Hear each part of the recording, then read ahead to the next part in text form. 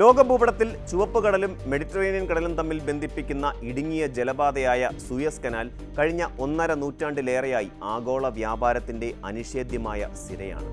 എന്നാൽ ഇന്ന് പശ്ചിമേഷ്യൻ മണലാരണ്യങ്ങളിൽ നിന്ന് ഉയരുന്ന പുതിയ ചർച്ചകൾ ഈ ഏകഛത്രാധിപത്യത്തിന് അന്ത്യം കുറിക്കപ്പെടുമോ എന്ന ചോദ്യത്തിലേക്കാണ് വിരൽ ചൂണ്ടുന്നത്.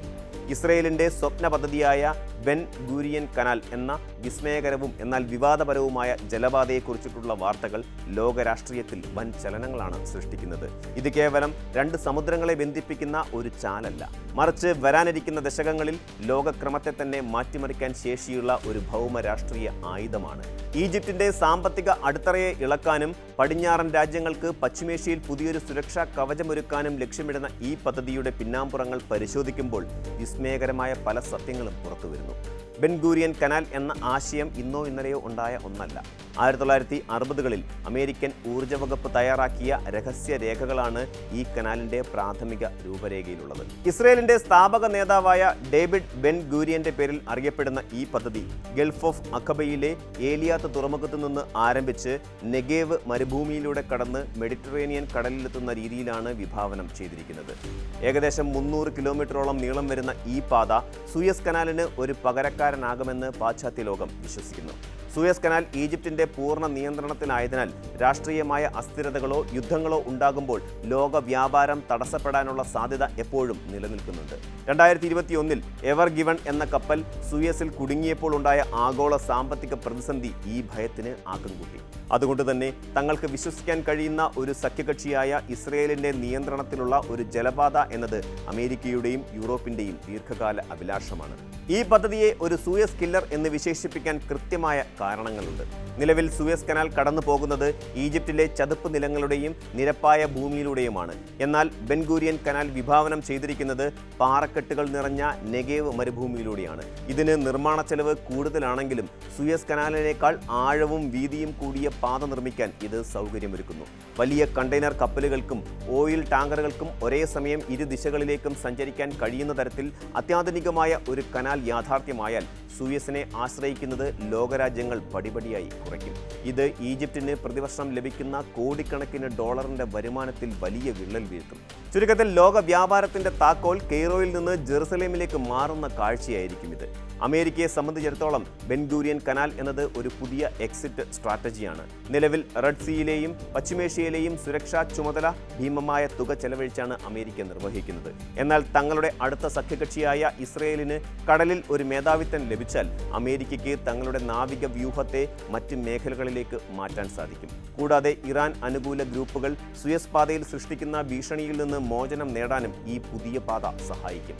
$40 ട്രില്യൺ കടബാധ്യതയുള്ള അമേരിക്കയ്ക്ക് മിഡിൽ ഈസ്റ്റിലെ സുരക്ഷാ ഗാർഡായി തുടരുന്നത് സാമ്പത്തികമായി വലിയ ബാധ്യതയാണ്. ഇസ്രയേൽ വഴി സുരക്ഷിതമായ ഒരു വ്യാപാര പാത ലഭിക്കുന്നതോടെ അമേരിക്കയുടെ ഭൗമ രാഷ്ട്രീയ താൽപ്പര്യങ്ങൾ കൂടുതൽ സംരക്ഷിക്കപ്പെടും. ഗാസയിലും ലെബനനിലും നിലവിൽ നടക്കുന്ന സംഘർഷങ്ങളെ ഈ കനാൽ പദ്ധതിയുമായി ബന്ധിപ്പിച്ച് വായിക്കുന്നവരും കുറവല്ല. ഗാസ മുനമ്പിന്റെ ഭൂമിശാസ്ത്രപരമായ സ്ഥാനം ഈ കനാലിന്റെ മെഡിറ്ററേനിയൻ പ്രവേശന കവാടത്തിന് തൊട്ടടുത്താണ്. അതിനാൽ തന്നെ ഇത്തരമൊരു വമ്പൻ പദ്ധതിയുടെ സുരക്ഷ ഉറപ്പാക്കണമെങ്കിൽ അതിർത്തികളിൽ കനത്ത നിയന്ത്രണം ആവശ്യമാണ്. നിലവിലെ യുദ്ധങ്ങൾ ഈ മേഖലയിലെ പ്രതിരോധ വേലികൾ ശക്തിപ്പെടുത്തുന്നതിനും ഭാവിയിലെ വ്യാപാര പാതയ്ക്ക് ഭീഷണിയായേക്കാവുന്ന ഘടകങ്ങളെ നീക്കം ചെയ്യുന്നതിനുമുള്ള ഒരു തന്ത്രപരമായ നീക്കമാണോ എന്ന സംശയം പല അന്താരാഷ്ട്ര നിരീക്ഷകരും പങ്കുവയ്ക്കുന്നുണ്ട്. ഈജിപ്തിനെ സാമ്പത്തികമായി ദുർബലപ്പെടുത്തുന്നതിലൂടെ ആ രാജ്യത്തെ പാശ്ചാത്യ താൽപ്പര്യങ്ങൾക്ക് കൂടുതൽ വിധേയമാക്കാനും ഇതിലൂടെ സാധിക്കുമെന്ന് അവർ കണക്കുകൂട്ടുന്നു. വ്യാപാരത്തിന് മുൻഗണന നൽകുന്ന ഒരു പുതിയ മിഡിൽ ഈസ്റ്റിനെയാണ് പാശ്ചാത്യ ശക്തികൾ സ്വപ്നം കാണുന്നത്. എങ്കിലും ബെൻ ഗൂരിയൻ കനാൽ എന്നത് അത്ര എളുപ്പത്തിൽ യാഥാർത്ഥ്യമായേക്കാവുന്ന ഒന്നല്ല എന്ന വസ്തുതയും നാം തിരിച്ചറിയണം. ഇതിനായി വേണ്ടിവരുന്ന സാമ്പത്തിക ബാധ്യതയും സാങ്കേതിക വെല്ലുവിളികളും അതിഭീമമാണ്. നെഗേവ് മരുഭൂമിയിലെ പർവ്വതങ്ങളും കുന്നുകളും വെട്ടിമാറ്റി കനാൽ നിർമ്മിക്കുന്നത് പരിസ്ഥിതിക്ക് വലിയ ആഘാതമുണ്ടാക്കും. കൂടാതെ ചൈനയും റഷ്യയും ഉൾപ്പെടുന്ന പുതിയ ആഗോള ചേരികൾ ഇത്തരം ഒരു പാശ്ചാത്യ അനുകൂല പദ്ധതിയെ എങ്ങനെ വീക്ഷിക്കുമെന്നതും നിർണായകമാണ്. ഈജിപ്ത് എന്ന വലിയൊരു പ്രാദേശിക ശക്തിയെ പൂർണ്ണമായും പിണക്കിക്കൊണ്ട് ഇത്തരമൊരു നീക്കത്തിന് ഇസ്രയേലിന് എത്രത്തോളം മുന്നോട്ടു പോകാൻ കഴിയുമെന്നതും ചോദ്യചിഹ്നമാണ്. എങ്കിലും നെഗേവ് മരുഭൂമിയിൽ ഇന്ന് കേൾക്കുന്ന മണ്ണുമാന്തി യന്ത്രങ്ങളുടെ ശബ്ദം വെറുമൊരു നിർമ്മാണ പ്രവർത്തനത്തിൻ്റെതല്ല, മറിച്ച് ലോക വ്യാപാരത്തിന്റെ ചരിത്രം മാറ്റിയെഴുതാനുള്ള ഒരു പുതിയ വലിയ പടയൊരുക്കത്തിൻ്റെതാണ്.